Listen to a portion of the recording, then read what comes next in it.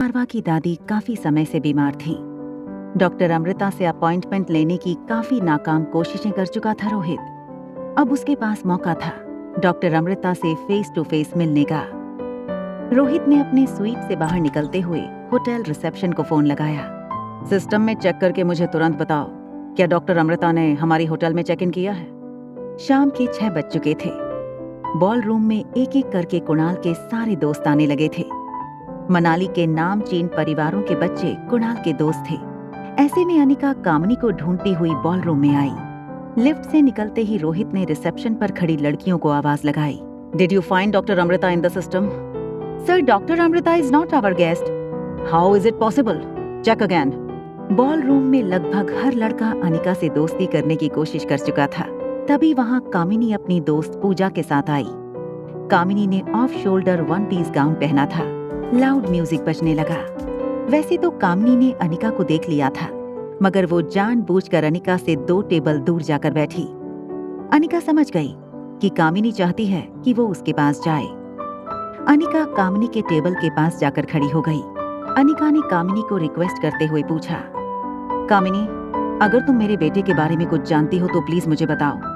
सच बताओ, क्यों आई हो तुम यहाँ? तुम्हें क्या लगता है तुम्हारा ये बदला हुआ रूप देखकर कुणाल मुझसे रिश्ता तोड़ देगा? देखो, मेरा ऐसा कोई इंटेंशन नहीं है। मैं बस अपने खोए बेटे को वापस पाना चाहती हूँ। मैं तुम्हारे आगे हाथ जोड़ती हूँ। Stay away from me. मैं जानती हूँ तुम यहाँ किस मकसद से आई हो। Get out from here. कामिनी पूजा के साथ अपना ड्रेस ठीक करने वॉशरूम चली गई। तभी अचानक बॉल रूम की लाइट्स ऑफ हो गईं। मेन डोर की फॉलो लाइट शुरू हुई।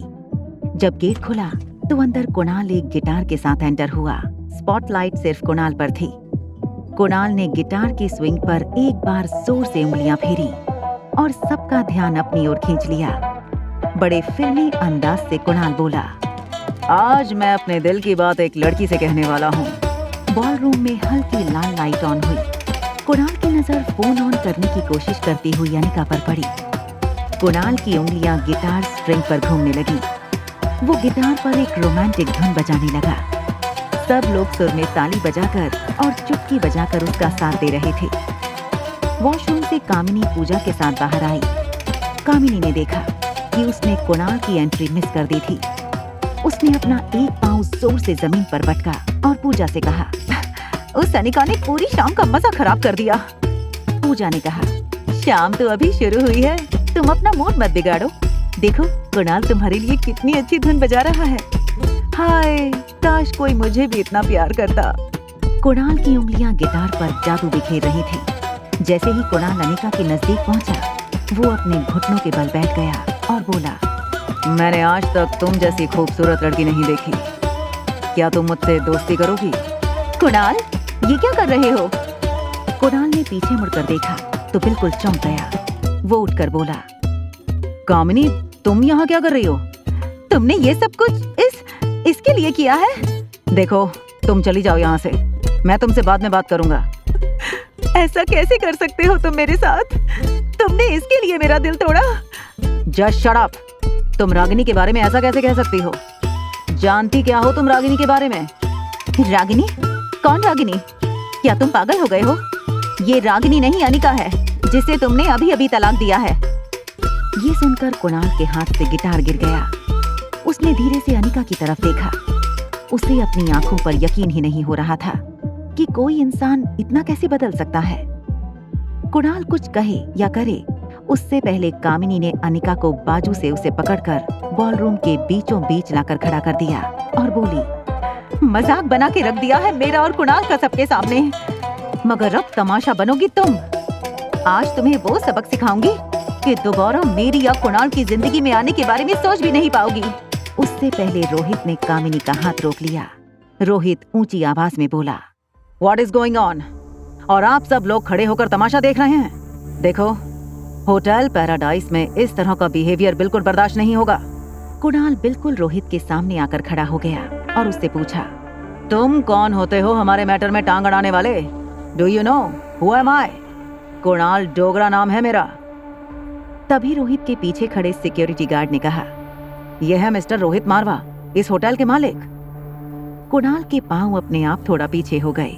उसे पता था मारवा ग्रुप एक बहुत बड़ी कंपनी है और रोहित मारवा के बारे में कुणाल ने काफी कुछ सुन रखा था। कुणाल किसी को बिना कुछ कहे चुपचाप वहां से निकल गया। यहाँ डॉक्टर अमृता को कोई जानता है? सभी लोग एक दूसरे को देखने लगे। अनिका ने अपनी नजरें नीचे कर ली, मानो वो रोहित से छुप रही हो। उसने अपने बाल ठीक किए और सामने खड़े रोहित को एक्सक्यूज मी कहकर निकल गई। Presidential suite. रोहित की प्रेसिडेंशियल स्वीट में सनी टैबलेट पर गेम खेल रहा था। सनी ने स्वीट एंजल को गेम पर पर्सनल मैसेज किया। I am a big fan of you. आपके साथ खेलने का मौका मिला, ये मेरे लिए आज तक की सबसे बड़ी अचीवमेंट थी। Sweet angel the famous internet gamer और कोई नहीं, उसका भतीजा आर्यन मारवा था। उसके लैपटॉप की स्क्रीन पर जमी हुई थी। उसके भतीजे आर्यन की तस्वीर अब भी लैपटॉप स्क्रीन पर थी। सनी को इस बात का यकीन नहीं हो रहा था कि दुनिया का नंबर 1 गेमर, सनी जिसका नंबर 1 फैन था, वो और कोई नहीं बल्कि उसका अपना भतीजा आर्यन था। उसने लैपटॉप उठाया। लैपटॉप हाथ में लेकर वो बिल्कुल धीरे कदमों से आर्यन के बेडरूम की ओर चलने लगा। दरवाजे का लॉक खोलकर उसने दरवाजा खोला। सनी ने देखा कि आर्यन राइटिंग टेबल पर बैठकर अपना होमवर्क कर रहा था। सनी ने लैपटॉप बंद किया और सीधा जाकर आर्यन के पांव पकड़ लिए। चाचू, ये क्या कर रहे हो? चाचू मत कहिए सर, आप कौन हो और हम मनुष्य के बीच क्या कर रहे हो? चाचू, आप ऐसा क्यों कह रहे हैं? मैंने ऐसा क्या किया है? समझ गया मैं, इट्स अ टॉप सीक्रेट। मैं भी वादा करता हूँ आपके सीक्रेट को सीक्रेट ही रखूंगा। एक आर्मी सोल्जर की तरह सनी ने आर्यन को सैल्यूट किया और वहां से चला गया। अनिका अपनी स्वीट में पहुंची। उसने बेडरूम में जाकर देखा तो हमेशा की तरह रिया अपने कानों में हेडफोन लगाकर टैबलेट पर अपनी गेम्स खेलने में बिजी थी। बेटा, मम्मा का फोन खराब हो गया है, can I use your phone? ठीक है, you can keep it. Thank you my love. Bedroom से बाहर निकलकर अनिका ने रिया के फोन में अपना सिम डाला। अनिका ने जैसे ही सिम कार्ड डाला, उसका फोन बजने लगा। अनिका ने जैसे ही कॉल आंसर किया, सामने से राजलक्ष्मी की आवाज आई। Where have you been, ma'am? मुझे लगता है मिस्टर रोहित मारवा को पता चल गया है कि आप मनाली में हो। मैम, आई एम श्योर वो आपका मोबाइल ट्रेस कर रहे हैं। It's a very big trap. Rajlakshmi please, Rohit Marwah इतना बड़ा बिजनेसमैन होकर एक डॉक्टर को क्यों ट्रैप करेगा? अनिका और राजलक्ष्मी की बात चल रही थी, तभी कॉल वेटिंग पर गौतम गुलेरिया का फोन आया। मुझे इंपॉर्टेंट कॉल आ रही है, मैं तुम्हें बाद में कॉल करती हूँ। ये कहकर अनिका ने सेकंड लाइन की कॉल एक्सेप्ट कर ली। कॉल कनेक्ट होते ही गौतम की भारी आवाज अनिका के कानों पर पड़ी। ज्योति इज क्रिटिकल, उसे लाइफ केयर हॉस्पिटल में एडमिट किया है और उसके पास ज्यादा वक्त नहीं है। गौतम ने इतना कहकर फोन डिस्कनेक्ट कर दिया। अनिका की माँ के गुजर जाने के बाद एक ज्योति बुआ ही थी जिसने अनिका को अपना समझा था।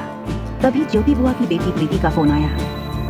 मम्मी को बचा लो, दीदी बचा लो, ये लोग कह रहे हैं कि अगर तुम फिक्र मत करना प्रीति, मैं आ रही हूँ। बुआ को कुछ नहीं होने दूंगी, आई प्रॉमिस। वहाँ रोहित की प्रेसिडेंशियल स्वीट में डोरबेल बजी। सनी ने IVR से देखा। आर्यन की टीचर मिस मैरी आई थी। दरवाजा खोलते हुए भी सनी को हंसी आ रही थी। सनी ने एक बड़ी स्माइल देकर मिस मैरी से कहा, welcome teacher, may you have a good training session. Mary ने सनी को एक एंग्री लुक देकर दरवाजा जोर से बंद किया। बेहद गुस्से में मैरी जब बेडरूम में आर्यन की तरफ मुड़ी, आर्यन राइटिंग डेस्क से उठकर टीचर के पास गया, फिर अपने हाथ की रूलर टीचर को दे दी और अपना हाथ आगे कर दिया। तुम जानते हो मैं तुम्हें पहले ही सजा क्यों दे देती हूँ? क्योंकि मुझे पता है कि तुम बिना गलती किए रह ही नहीं सकते। आज की होने वाली गलती के लिए ये तुम्हारी एडवांस सजा थी। चलो जाओ, अब कल दिया गया होमवर्क दिखाओ। आर्यन उंगलियां मसलता हुआ अपने राइटिंग डेस्क के पास गया। उसने अपनी वर्कशीट निकाली और मैरी के हाथ में दे दी। वर्कशीट चेक करती हुई मैरी ने धीरे धीरे अपने एक्सप्रेशंस बदलना शुरू किया और फिर वर्कशीट दोनों हाथों में पकड़कर फाड़ दी। अब मैरी की आवाज ऊंची और स्ट्रिक्ट हो गई। What is this, Aryan? तुम कभी कोई काम ठीक से क्यों नहीं कर सकते? मैंने तुम्हें हिस्ट्री का होमवर्क दिया था और तुमने यहाँ मैथ के प्रॉब्लम सॉल्व किए हैं। तुम्हारी पिछली स्कूल में भी तुम्हें इसी वजह से निकाला था और तुम्हारी रहते बाकी बच्चों पर अच्छा असर नहीं पड़ता। तरस आता है मुझे तुम्हारे पापा पर। तुम्हारी वजह से कितनी बदनामी हो रही है हर जगह उनकी। मिस मैरी ने अचानक ही अपना मूड बदल दिया। मैं तो टीचर हूँ और मेरा काम है तुम्हें अच्छी एजुकेशन देना। चलो आज हम मैथ्स पढ़ेंगे। मैरी आर्यन को किताब खोलकर पढ़ाने लगी। आर्यन की आंखों में आंसू थे। हॉस्पिटल जाने के लिए अनिका अपने स्वीट से बाहर निकली। लिफ्ट का दरवाजा खुलते ही अनिका लिफ्ट में चली गई। दरवाजा फिर खुला। सामने से मिस मैरी अंदर आई। मैरी ने ग्राउंड फ्लोर का बटन दबाया। जैसे ही लिफ्ट चलने लगी, मैरी को एक कॉल आया। अनिका ज्योति बुआ की तबीयत को लेकर टेंशन में थी। तभी उसने मैरी को एक अजीब बात करते सुना। उसे सेकंड स्टैंडर्ड की पढ़ाई करवाती हूँ और सवाल 6 स्टैंडर्ड के पूछती हूँ। गलती करे तो मारती हूँ, ना करे तो ज्यादा मारती हूँ। मारने पर मुंह से आवाज निकाली तो उसकी नानी याद दिलाती हूँ। मैरी को एहसास हुआ कि लिफ्ट में और भी कोई है। उसने अनिका को देखा और कहा, sorry if I was loud. Anika जानती थी कि प्रेसिडेंशियल स्वीट 2401 रोहित का है। होटल लॉबी में अनिका ने देखा रोहित मारवा कुछ फॉरेन डेलीगेट्स के साथ कॉन्फ्रेंस रूम की ओर जा रहा था। एक्सक्यूज मी मिस्टर मारवा। ये सुनते ही रोहित के गार्ड्स ने अनिका को आगे बढ़ने से रोक लिया। रोहित डेलीगेट्स के साथ आगे बढ़ रहा था, मगर उसका ध्यान पीछे अनिका पर था। अनिका ने बिना किसी की परवाह किए रोहित को आवाज लगाई, mister Marwah, your son is in danger, he needs help. ये सुनते ही रोहित चलते चलते रुक गया। What do you mean by that? देखिए मिस्टर मारवा, मुझे लगता है आपके बेटे को उसकी ट्यूशन टीचर मेंटल टॉर्चर दे रही है, जिसकी वजह से उसकी मानसिक हालत बिगड़ सकती है। बच्चे कभी कभी बातों को बहुत सीरियस ले लेते हैं और हमें पता भी नहीं चलता कि कब हमारा कहा गया एक झूठ उनके लिए। रोहित ने बीच में ही अनिका को रोक दिया। एक्सक्यूज मी, आप कहना क्या चाहती हैं? देखिए, मुझे लगता है आपके बच्चे के साथ कुछ गलत हो रहा है और उसे आपकी जरूरत है। इतना कहकर अनिका वहां से चली गई। अनिका रूम नंबर 32 के बाहर पहुंची। उसने देखा सामने की बेंच पर प्रीति सर झुकाए बैठी थी। अनिका के कदमों की आवाज सुनकर प्रीति ने ऊपर देखा। जैसे ही उसे अनिका दिखी, वो दौड़कर अनिका से लिपट गई।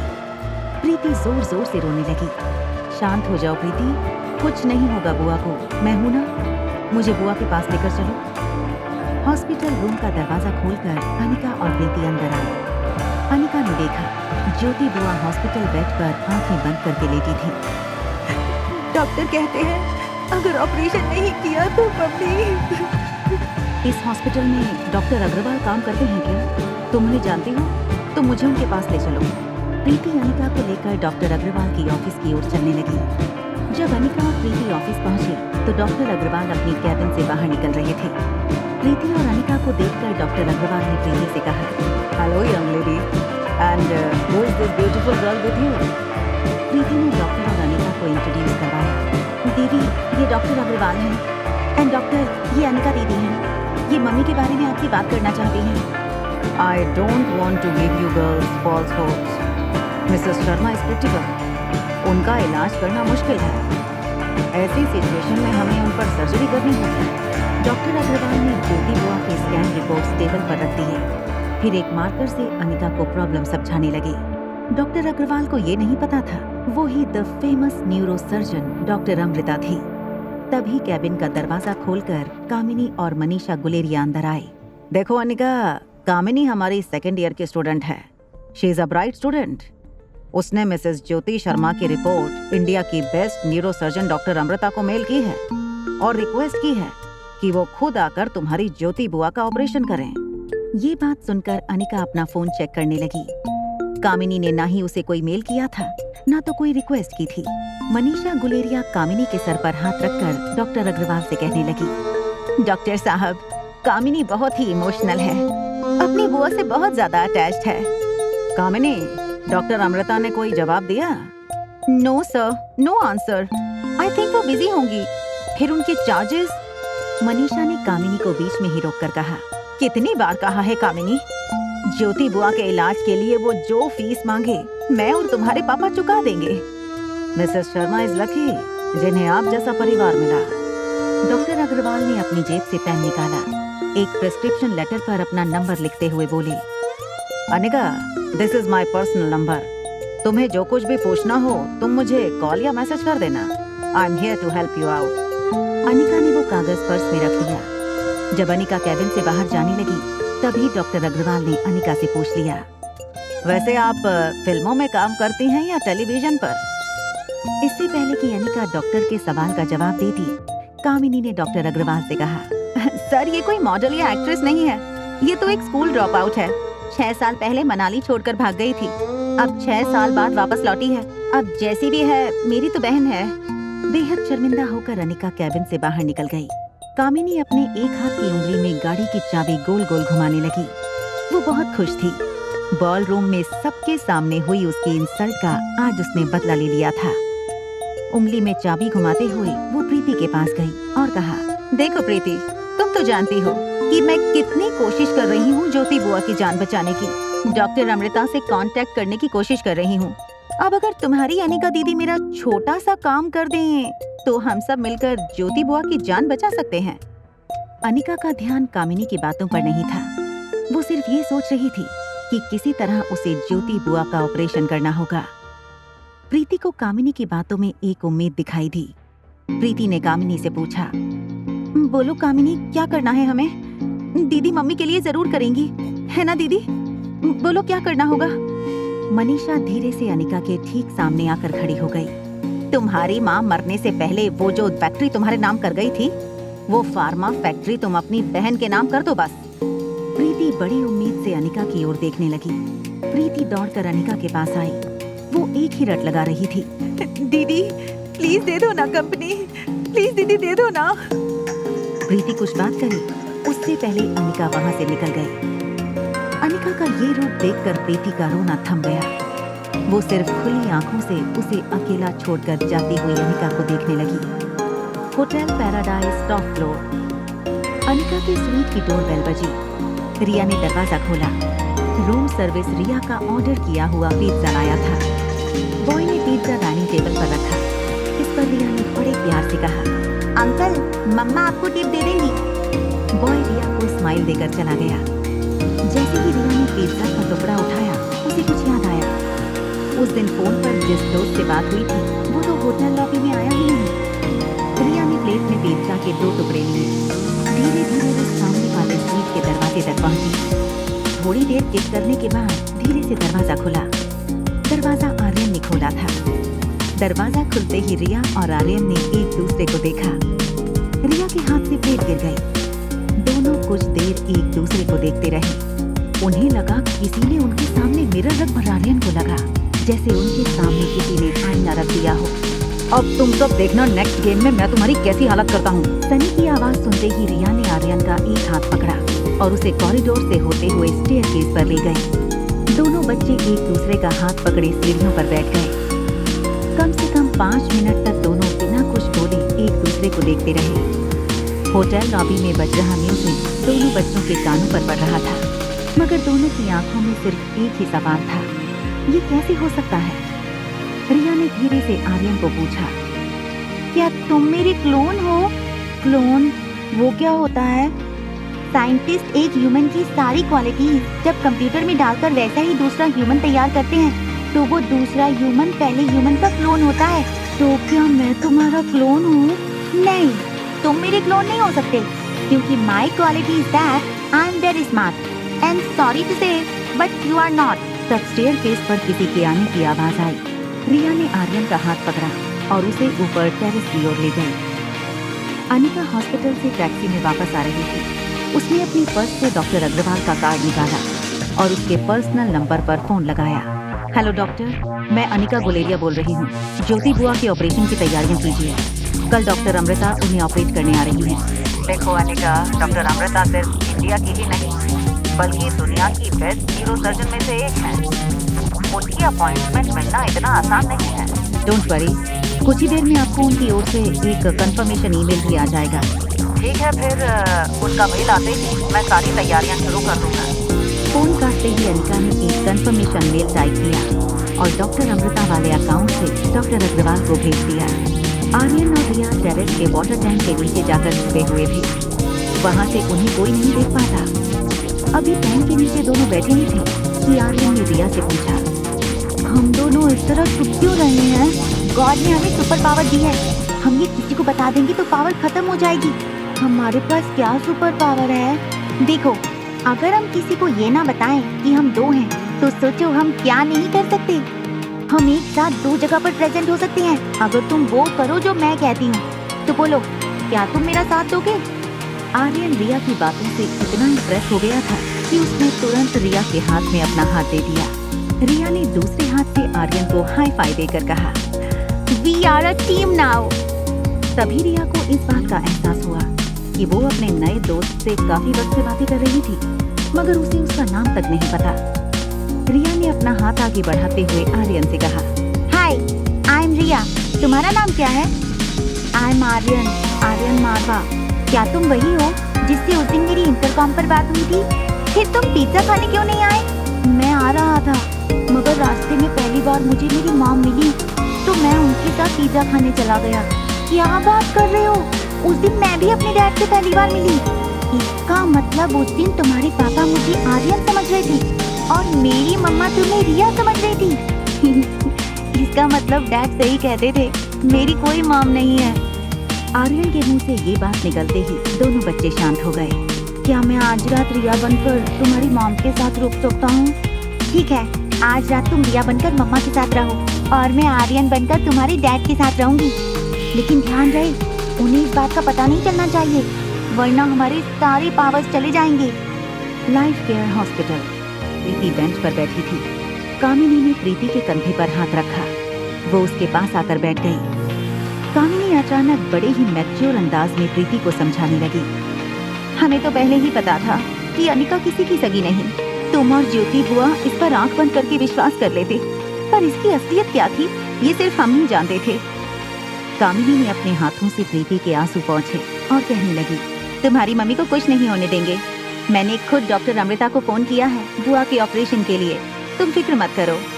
प्रीति ने देखा तो डॉक्टर अग्रवाल के चेहरे पर मुस्कान थी। वो प्रीति के पास आए।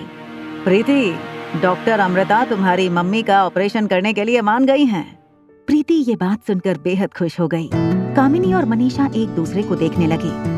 मौका देखते ही कामिनी ने कह दिया, थैंक गॉड, मेरे इतने मेल्स का फाइनली उन्होंने पॉजिटिव रिस्पांस दिया। मगर अभी अभी अनिका ने मुझे कॉल किया था कि सर आप भी किसकी बातों पर यकीन कर रहे हो? अरे वो कैसे डॉक्टर अमृता तक पहुंच सकती है? डॉक्टर अग्रवाल वापस जाने ही लगे थे, तब कामिनी ने उनका रास्ता रोककर उनसे कहा, sir if you don't mind, क्या कल मैं डॉक्टर अमृता को इस ऑपरेशन में असिस्ट कर सकती हूँ?